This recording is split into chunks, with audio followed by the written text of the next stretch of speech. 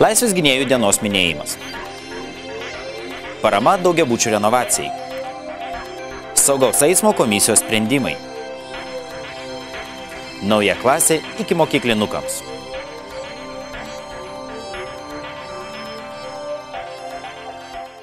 Gerbiami televizijos žiūrovai, jūsų dėmesiui informacinė laida Savaitė. Pirmasis šios dienos reportažas apie antradienį vykusius Laisvės gynėjų dienos minėjimo renginius, skirtus pagerbti 1991 m. sausio 13-osios sovietų agresijos aukas. Sausio 13 dieną Jonavoje, kaip ir visoje Lietuvoje, buvo minima Laisvės gynėjų diena. Prie valstybės vėliavos padėtos gėlės, uždegtos žvakutės.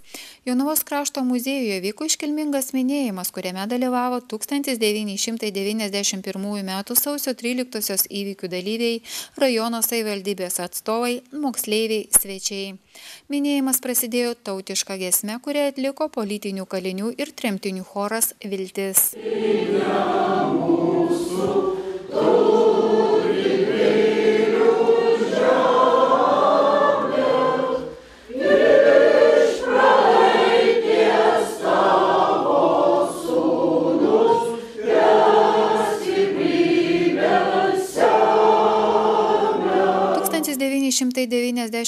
m. sausio 13 buvo sužeista per 1000 žmonių, 14 žuvo. Jų ir visų kovojusių už Lietuvos laisvę atminimas pagerbtas tylos minute.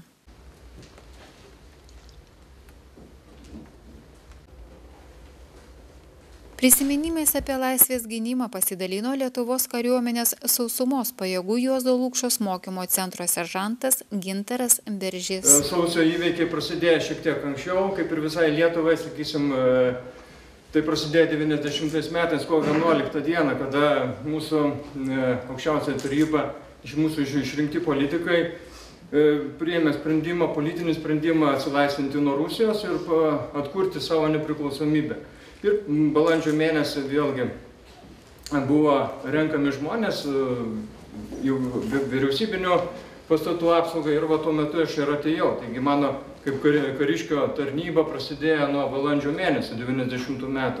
Toliau sekė įvykiai gegužės 9 dienos, kada rusakalbiai Lietuvos gyventojai kartu su sovietinė kariuomenė šventė pergalės dieną. Vėlgi jauna lietuviai parengė akciją prieš pastatydami okupacinės kariuomenės šventę, prieš tai, kad mes vis dėlto taip pat buvome okupuoti ne tik Vokietijos, fašistinės Vokietijos, bet ir sovietinės, reiškia Rusijos arba Tarybų Sąjungos kariuomenės ir politikų. Ir dėl to ta akcija buvo nukreipta prieš tą šventę. Jonavos rajono meras Mindaugas Sinkevičius ragino nepamiršti tos aukos ir išsaugoti tą laisvę ateities kartoms. Tai sveikindamas jūs visus sausio 13-osios minėjimo proga ir Laisvės gynėjų proga, aš raginu ir pats save, ne tik jūs visus, nepamiršti tos aukos, Laisvės gynėjų, bet suprasti, kad mes tie, kurie paveldėjom, kurie kūrėm tą laisvę arba kurios jos siekiam, kad mes esam įpareigoti tų žmonių, kurių su mumis galbūt tarpe nėra, kurie galbūt žuvo, paaukojo savo sveikatą, kad mes esam paveldėtojų laisvės ir ją turim lygiai tokią pačią išsaugoti, perduoti savo vaikam, proanūkiam, anūkam, kad laisva Lietuva gyvuotų ne 25 metus, ne ketvirtį amžiaus, o gyvuotų per amžių amžius. Tai mūsų atsakomybė. Yra toks atsakomybė, jinai šį kartą šiuo metu galbūt lengvesnė. Mums nereikia plačia krūtine, rizikuojant savo gyvybę, kažką daryti. Mums reikia tą daryti savo atsidavimu valstybei, savo požiūrį, savo tinkamų savo šeimos ir vaikų auklėjimų. Kad būtų supratimas, kad valstybė, jinai kaip kūrinys, nėra šiaip kažkoks beforminis dalykas. Tai tai yra tai, kas mums paveldėta, tai yra didžiulė atsakomybė, manau, kad kiekvienam, tame tarpe ir man kaip politikui, ir mums kaip politikam veikiantim rajone, kad tą laisvę išsaugoti ir ją puoselėti ir tausoti ateities kartom. Jauno žmogaus požiūrį į sausio 13-osios įvykius atskleidė Jonavos Senamiesčio gimnazijos 3 klasių mokinės Marija Radzevičiūtė, Karolina Josilytė ir Dovilė Jokubauskaitė. Gimnazistės įtikino klausytojus, kad jų atstovaujama karta, nors tuo lemtingu metu dar nebuvo gimusi, puikiai suvokia 1991 metų įvykių svarbą. Nesu liudininkė to, kas vyko, bet žinau iš savo tėvų lūpų. Mano tėvų neramumų židinyje nebuvo, bet man pasakojo, kad visą tą laiką, kai jie buvo įsijungę televizorių ir neatsitraukė nuo jo iki tol, kol dingo paskutiniai vaizdai. Paklausiau mamos, ką ji jautė, žiūrėdama į ekraną, girdėdama žinias. Ji prisipažino jautusi nerimą, baimę, šiek tiek panikavusi, bet sakė, kad šiuos jausmus užgožė viltis ir tikėjimas, kad viskas bus gerai ir laisvė triumfuos. Džiugu, kad ši diena nėra pamirštama. Daugumos Lietuvos mokyklų ir valstybinių įstaigų langus sausio 13-osios rytą uždegamos mažos liepsnelės, kad primintų šios dienos svarbą. Pasirodymą surengė ir Jonavos Raimundo Samulevičiaus progimnazijos mokiniai. Mano manimu, neturėtume pamiršti šios svarbios dienos, nes būtent pasiaukojusių žmonių dėka esame laisvi. Išliko mūsų kultūra, taip pat ir kalba iki šių dienų. Kas galėtų žinoti, kaip būtų viskas pasisukę, jeigu dar iki šiol būtume buvę Sovietų Sąjungos sudėtyje? Niekas nežino ir tikriausiai nenori žinoti. Apie sausio 13-osios svarbą pirmiausia sužinojau mokykloje. Mane nepaprastai žavi pasiaukojusių žmonių ir tie, kurie dalyvavo, drąsa bei ryžtas. Labai džiaugiuosi, kad sausio 13-osios įvykiuose dalyvavo ir mano senelis. Pasaulį paleisti pelenais. O šiandien tu mums primeni kraują pralietą Vilniaus gatvėse. Kraują nekaltų žmonių, kurie gynė savo ir visų mūsų laisvę. Tu mums primeni baisėje 1991 metų sausio 13-ąją. Viešojoje bibliotekoje atidaryta spaudinių paroda Tautos vienybės kelias. Jonavos turizmo ir verslo informacijos centro vadybininkė Dana Astromskienė parodos pristatymą pradėjo Justino Marcinkevičiaus žodžiais. Norėčiau pradėti Justino Marcinkevičiaus žodžiais. Dar viskas gyva, viskas rėkia. Kapais, muziejais, žaizdomis. Pasiimu aš duonos riekę ir taip kalbuosi su jumis. Tie, kurie išėjo sausio 13 dieną, jau nepaims tos duonos riekės ir nebekalbės su mumis. Jų auka tikrai nebuvo beprasmė, nes, kaip matot, sureagavo į šitos įvykius ir mūsų vietinė spauda, nors labai sunkiomis sąlygomis, nes puikiai atsimename, kaip televizijos šviesos geso ir visas eteris užsiliejo tamsa. Šautuvai kalbėjo tuo metu. Taigi pranešti žinią visam pasauliui nebuvo taip paprasta. Ir tie 14 jaunuolių, tikra ta žodžio prasme, nes 2 jauniausiai buvo tik 18 metų. Žiauriausiai žuvus turbūt vienintelė mergina, Asanavičiūtė, jai te buvo tik tai 24 metai. Tai buvo kliksmas pasauliui, kad taikus žmonės, pilni entuzijazmo, pilni emocijų, išėję pareikšti savo valią, buvo traiškomi tankais.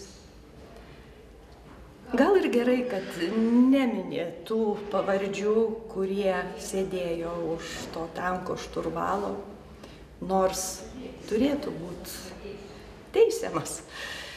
Taip, jis priėmė priesaiką, vykdė įsakymą, bet turbūt ir kariniam įstatymė ir įsakymė nėra tokio punkto, kad traiškyti civilius. Susitinka karinės jėgos, čia buvo išskirtinai civiliai žmonės. Jonavos balsas labai gražiai tuo metu reagavo į šitos įvykius ir štai čia matom mūsų amžinatilsį Gedimino Ilgūno kreipimąsi į jonaviečius. Jonaviečiai aktyviai dalyvavo šituose įvykiuose ir pareiškė savo valią, 40 autobusų važiavo į Vilnių. Ne vieną dieną važiavo, daug dienų ir turbūt puikiai dar atsimenam, kad barikados stovėjo labai ilgą laiką. Viskas vyko labai dinamiškai ir niekas negalėjo numatyti, kuo baigsis šitie įvykiai. Tiesiog galbūt užteko ir drugelio sparno mostelėjimo ir būtų viskas kitaip pasibaigė ir viskas pasinėrė į didžiulį chaosą. Labai panašios istorijos pasibaigė daug liūdniau, turiu omenyje Jugoslavijos griūtį, nes sausio 23 dieną ten irgi įvyko toks valios pareiškimas ir, kaip žinot, 5 metams netgi karas užsitęsė. Taigi mes esam labai laimingi, kad mūsų karas, mūsų valios pareiškimas pasibaigė taip laimingai. Be šitų 14 aukų turbūt nebūtų ir džiaugsmingos dienos, kovo dienos. O kad turim savo nepriklausomybę, tai yra labai didelis turtas, kurio galbūt nelabai kartais ir įvertinam. Aišku, gyvenimas yra problemos, be jų nei viena šalis, nei vienas kraštas ir nei vienas žmogus neapseina. Ko gero ir būtų nelabai įdomu ir gyventi, jeigu problemų nebūtų, bet jos, ačiū Dievui, sprendžiamos taikiai, sprendžiamos proto, o ne šautuvų pagalba. Taigi, paminėjimas šios dienos yra labai prasmingas, nes žmogaus atmintis jau tokia yra, kas bloga ir turi išblėsti, ir gerai, kad blėsta, bet atsiminti tuos, kurie paaukojo gyvenimą už mūsų laisvę. Galbūt tai nebuvo visai sąmoningas pasirinkimas, galbūt jaunuoliai iš entuziazmo ar tiesiog didelio noro tos laisvės, o galbūt tiesiog toks jau jų likimas, taip jau buvo nubrėžta kažkokių tai jėgų, kaip norim, taip vadinkim, ar tai chaosas, ar tai atsitiktinumas, ar tai Dievas, ar tai likimas, bet jų vardai įrašyti į mūsų istoriją ir didelė tikimybė, kad dėka jų mes turime ir kovo 16. Stende patalpintos autentiškos nuotraukos bylojančios apie kraupius įvykius, spaudos leidiniai ir knygos, kuriuose aprašyti mūsų rašytojų prisiminimai. Kokie jie bebūtų, tai yra mūsų istorija, kiekvienam reikėtų ją prisiminti ir pagerbti žmones, kurie spjovė baimei į veidą ir buvo ten, kur baisiausia. Toks leitmotyvas šiandien nuskambėjo Justino Marcinkevičiaus ir pradėjom eilėmis šitą prisiminimą. Tai Justinas Marcinkevičius sakė, kad kiekvienas vieną kartą bent gyvenime turi nusispjauti baimiai į veidą. Taigi šitie žmonės, kurie žuvo tą juodąjį sausio sekmadienį, jie spjovė savo baimiai į veidą, buvo ten, kur buvo karščiausia, kur buvo pavojingiausia. Be abejonės, bijojo, visi bijojo. Paroda Tautos vienybės kelias veiks iki mėnesio pabaigos.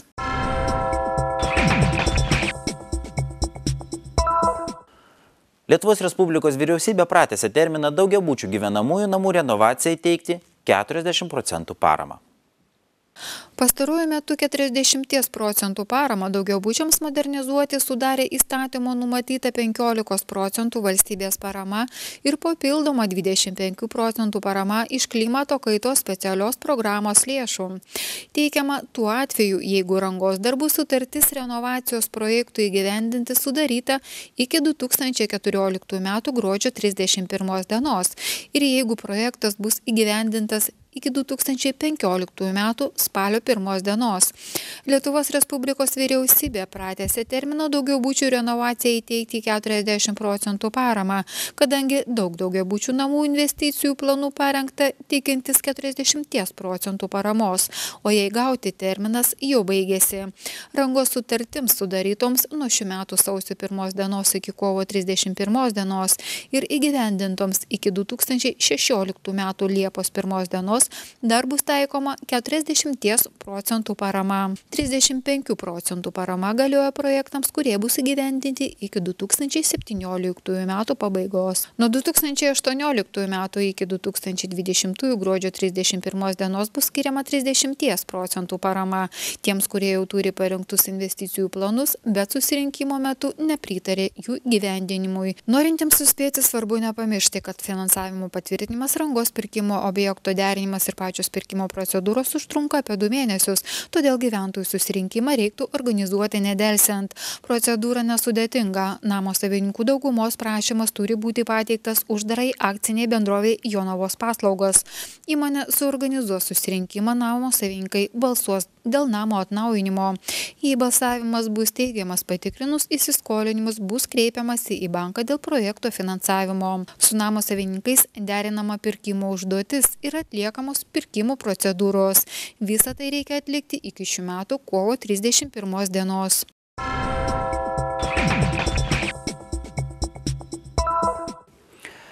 Jonavos rajono saugaus eismo komisija pradėjo šių metų darbą.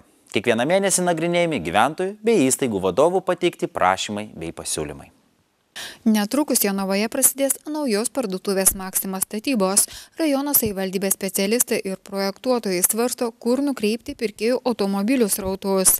Pagal projektą pagrindiniai įvažiavimas ir išvažiavimas į parduotuvę bus suprojektuoti prie žiedinę sankryžą atvažiuojant nuo Kauno pusės. Tačiau dėl, kaip manoma, didelių automobilių srautų svarstoma jų padaryti daugiau, o esamas sankryžas sutvarkyti taip, kad nesusidarytų transporto spūstys. Pasak savivaldybės specialistų, kol nėra įrengtas Jonavos pietrytinis aplinkelis, papildomų pasirinkimų nėra daug. Vienas iš jų Gaižiūnų gatvė, už žiedo sukant į Ruklos pusę. Jonavos rajono savivaldybės saugaus eismo komisijos posėdžio metu aptartas automobilių srauto judėjimas, tačiau joks sprendimas kol kas nepriimtas. Jei iš parduotuvės Maxima pirkėjai važiuos Gaižiūnų gatve, iš jos sukant į kairę link žiedų ir pagrindinio Jonavos tilto, susidarys didelis automobilių spūstis. Be to išvažiavimas iš šios gatvės į kairę ir dabar yra sudėtingas. Vienas iš variantų, kurios siūlo saugaus eismo komisija išvažiuojant Gaižiūnų gatve, leisti sukti tik į dešinę link Ruklos, o kiek toliau apsisukti. Dar vienas variantas – eismas nukreipti per Kunigiškių gatvę Liepų gatvę. Tačiau Liepų gatvė yra gyvenamųjų namų gatvė, bet to yra labai siaura. Saugaus eismo komisijos nariai ir savivaldybės specialistai nutarė susitikti su projektuotojais ir aptarti papildomas išvažiavimų iš parduotuvės galimybės. Be to reiktų įvertinti ir pėsčiųjų saugumą. Didelis sodų bendrijoje draugystė gyvenančių jonaviečių į parduotuvę eis pėsčiomis. Pasak saugaus eismo komisijos narių, automobilių srauto problema savaime išsispręs po kelių metų, kai Jonavoje bus įrengtas pietrytinis aplinkelis.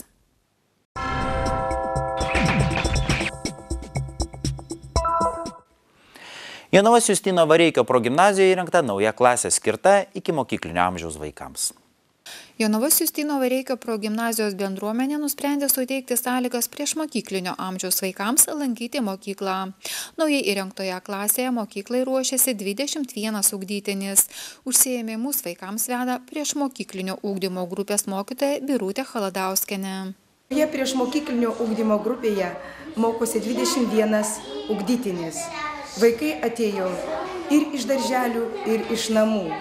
Šiuo metu vaikai persikėlė žaisti, kartu ir mokytis, tęsti savo mokslo žinias šioje klasėje. Ši klasė yra naujai paruošta, labai šviesi. Norint įrengti patalpas reikėjo pagalbos ir paramos. Mokyklos idėją parėmė tėvai, pervesdami 2 procentus į mokyklos sąskaitą. Priešmokyklinukų klasė ne tik suremontuota. Šioje klasėje būsimi pirmokėliai sėdi naujo dizaino suoluose. Yra spalvingi sėdmaišiai ir žaislų kampelės. Vaikai čia ir žaidžia, ir mokosi. Mokausi, noriu sužinoti daug visų dalykų, apie gyvūnus, apie viską. Ir todėl atėjau į klasę, į mokyklą. O kas tau čia labiausiai patinka? Mokyti, žaisti, klasės. Viskas man patinka. Pasak grupės mokytojos Birutės Chaladauskienės, vaikams čia labai patinka. Jie keliauja per raidžių ir skaičių pasaulį, atlieka įvairias užduoteles, veikla vyksta per žaidimą. Vaikams čia labai patinka, nes yra nauji sėdmaišiai, naujas žaislų kampelis. Į žaislų kampelį vaikai ateidami į šią klasę atsinešė savo kartu ir dovaną, ir žaislą, nes naują žaislą jie palieka šioje klasėje ir čia laisvalaikį galės praleisti žaisdami. Mes šioje klasėje ne tik žaidžiame, bet ir keliaujame po skaičių ir raidžių šalį. Vaikai pratybose atlieka įvairias skaičiavimo, raidžių mokymosi užduotėles. Tuo pačiu per kitas veiklas mes ir dainuojame daineles, piešiame įvairiausius piešinius, aplikuojame iš popieriaus. Ir visa veikla vaikams vyksta per žaidimą. Priešmokyklinių ugdymų grupę gali lankyti vaikai, kuriems tais metais sukanka 6 metai.